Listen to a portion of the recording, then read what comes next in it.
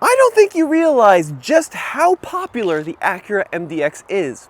Over 1.2 million have been sold since this vehicle's introduction.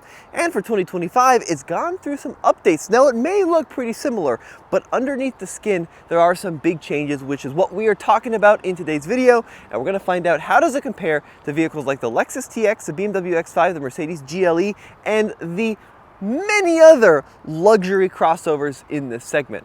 Now let's talk about the design of the MDX. First of all, it's a stunner.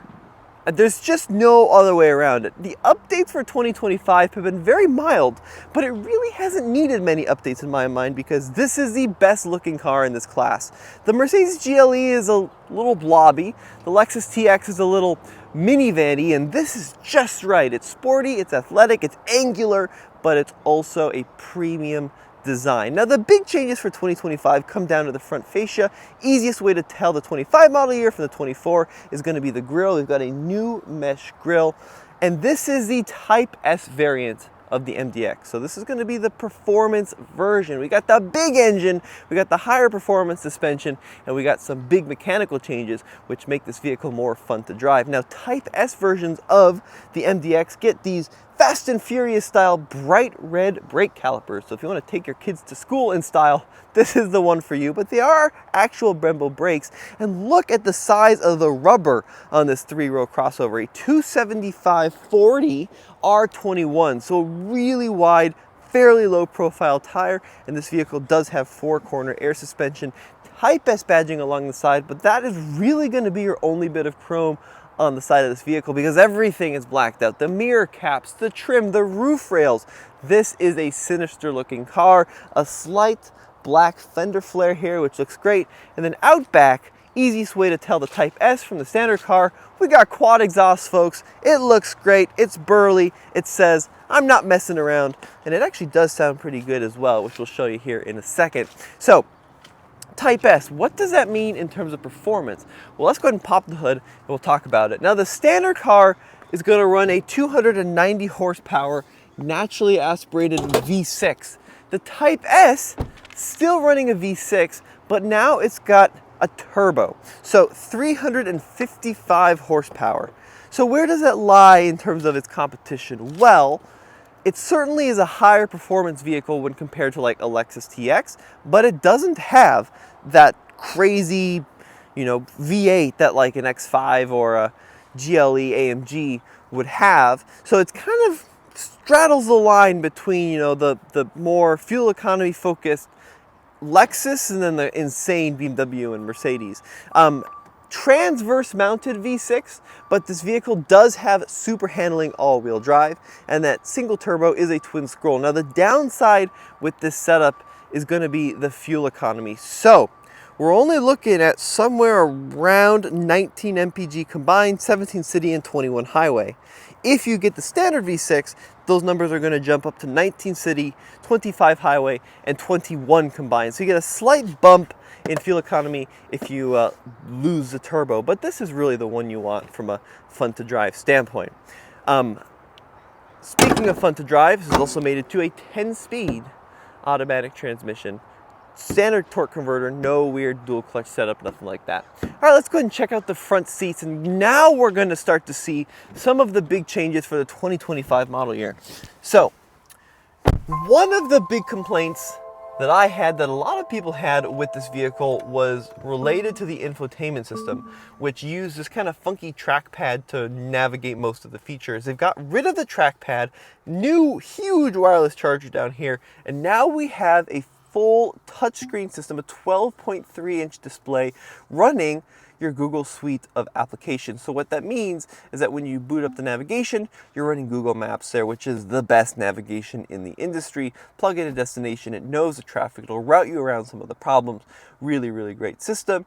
And it's nicely incorporated into the screen because we still have a shortcut panel here on the right that can show you some of your vitals, like your fuel economy, like the radio station you are tuned to. Of course, we have Apple CarPlay, so you can load that up as well. The Google Assistant, high definition screen, looks great, easy to use. It's got Alexa, you got the Play Store if you want some more functionality. It's just really good, and I like how the Google system interacts with the car system. I actually think it works a little better than some other Google systems like in the Volvo products, and it's great to have gone away from that touchpad altogether.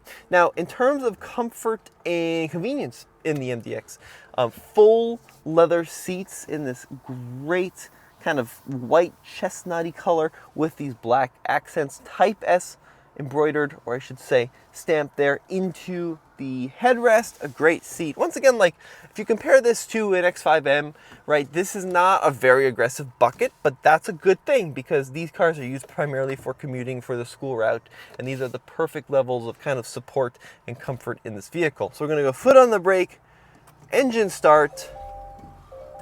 That's going to come to life, showing us our digital cluster here across the driver panel. So fully digital, and it does have some configurability, and a lot like what Tesla is doing. Zach, I can actually take this if you want.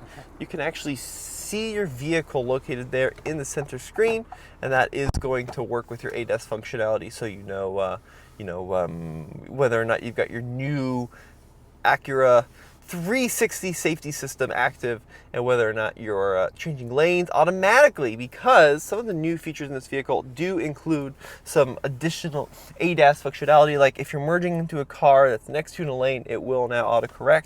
We do have automatic lane changes with lane centering, so push that button there and then use your turn signal and it will change lanes for you all automatically, which is pretty cool. So they're massaging this vehicle, and speaking of massaging this vehicle, they are literally massaging you, because this does have front massaging seats with a more aggressive massage ability. So Acura has changed the force of those massaging nubs to give you a more dynamic massage. And look at all the options: Zen, rejuvenation, lower back, fusion. I'm gonna give you a bit of fusion. Thanks, Zach, I appreciate that. There's even random stimulation. That is not something I want at 6:26 in the morning, but it is an option, and of course you can change the intensity, which is a good feature considering where this vehicle falls in terms of price. Zach is showing that you can now also change it with the push of a button. Still have some physical controls, by the way. So we have these climate controls. I like this feature. This has always been a nice touch, is when you change the temp, it does flash the color that you're going. I always thought that was pretty cool. We also have the dynamic drive mode selector right there in the middle. And look at all your different options. So lift is going to, I believe, raise the air suspension up for the most possible ground clearance: snow, comfort, normal, sport. And then for Sport Plus, you gotta push and hold it, and that's gonna be your most aggressive drive mode. It's also completely changed my gauge cluster. Look at that! So now we have our boost gauge located here on the left, tach in the middle, and the G meter. That's pretty neat, and you can of course change that around a little bit, see your tire pressures. One of my favorite features about this, by the way, is you can put your little Google screen there on the right, and then it feels like you're driving a little fighter jet. Other competition have done that for a while, like Audis have done that. But kind of a cool feature. And then further features down here, we do have our retractable USB-A and USB-C power ports. Too much piano black for my liking. And then our drive selectors are going to be push button park, reverse, neutral, drive, and then your sport mode there on the transmission.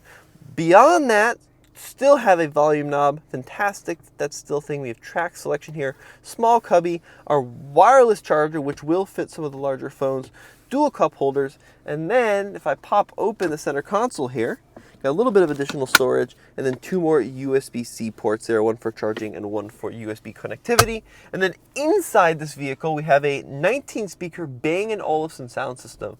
So Bang & Olufsen is now the premium audio provider for Acura, and that was a big shift over 2024. Massive sunroof that extends nearly the length of the vehicle, and overall just a really nice cabin. I mean, I think piano black's a little overdone. Steering wheel is best in class, perforated leather with heating functionality, and it just feels great with your aluminum paddle shifters located behind the wheel. So really nice steering wheel, and you can never forget you bought the Type S version because they also have it there at the base of the wheel. But now for the part that matters in a 3-row crossover: how is the rear seat? Now 3-row in this class, look folks, we're in an era where everything's a little smushy, right? Like RX used to be 3-row, and now RX is 2-row, and TX is 3-row, and some vehicles in this class are 3-row, some are 2-row. You got like the Q7, the X5. I mean, it's just a huge class of vehicles and contenders. So pretty good second row seats. We do have quite a bit of slide functionality there, as well as recline for second row passengers. And it's also a luxurious place for your kids because we've got the little side curtains over here, we've got heated seats, we've got a third zone of automatic functionality, we've got 2 USB-C ports and a power port, and that does nothing. I wonder why they have a little blink there. Pretty flat floor as well, so middle row occupants are not going to be in that much of a penalty box. And then we got to check out the third row. Let's see how it works in this vehicle. So to access it, I'm going to push a little button and the whole setup is going to slide, pivot. It's got a couple of different things that it can do. Now back here, I'm going to slide the seat back. It's okay, actually. You know, considering this is, I would call it more of like a temporary third row. Like a Lexus TX is going to be more comfortable in the way back. This is definitely more for shorter trips at 6 feet tall. My head is very much squished. My legs are very much squished, but my knees aren't all the way up in my face like they would be in something like a Mitsubishi Outlander. So it's not terrible. We do have a cup holder back here. We do have USB-A. So if you're a third row person, you can live in 2015. Yeah, not as good of a third row when compared to something like the Lexus TX. And then let's go ahead and check out the trunk. It's the entry and egress, which that is really the problem from this standpoint. So, power lift gate on the MDX. By the way, they've also changed the rear window glass to give you some more insulation for 2025, which is quite nice. So, about 18 cubic feet worth of space with the third row up. Pull a lever. That's going to fold that down. No power folding third row, but that's okay. And with everything down, we're going to get over 90 cubic feet. You get a good sense with our 2 little backpacks here of just how big this trunk area is. Basically a flat loading area as well, so if you wanted to camp, that is an option in the MDX. We've got a little bit of extra storage here. We've got some goodies that Acura has sent us for our drive. What is this? Boom Chicka Pop. This is not included with your purchase of an Acura MDX Orbit gum, but we're just checking out their snack selection. All right, pretty decent. These Lifesavers, I can't remember the last time I had a Lifesaver. That's going in my mouth once this is done. And then back here, we have a little teeny tiny hook there. And then, of course, the ability to close the lift gate. And then underneath the floor, let's see what we find. So, not seeing a temporary spare, I'm going to investigate underneath the vehicle. Oh, no, there's a ton of space.